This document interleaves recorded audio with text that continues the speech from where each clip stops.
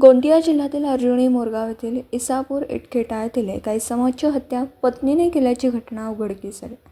इटखेटातील मेघश्याम भावे वय वर्ष 44 रात्री जेवण केल्यानंतर झोपी गेला असता पत्नी वैशाली भावे हिने आपल्याच पतीला गळा आवळून हत्या करून झोपी गेली।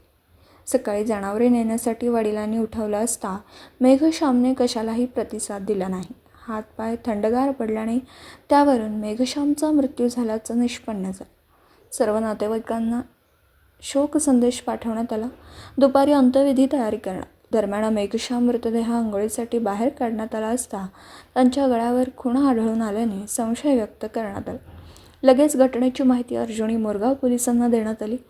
घटनास्थळी पोलिसांनी पोहोचून पंचनामा करून मृतदेह शवविच्छेदनासाठी अर्जुनी मोरगाव ग्रामीण रुग्णालयात पाठवण्यात आला।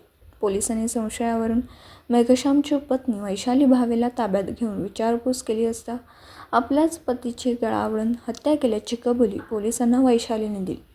आपल्याच पतीची हत्या का बरं केली याचा तपास अर्जुनी मोरगाव पोलीस करीत आहेत। मात्र अनैतिक संबंधातून ही हत्या झाल्याची चर्चा होत आहे। दिवसभरातील घडामोडींचा आढावा घेण्यासाठी पाहत रहा N24 मराठी न्यूज चॅनल।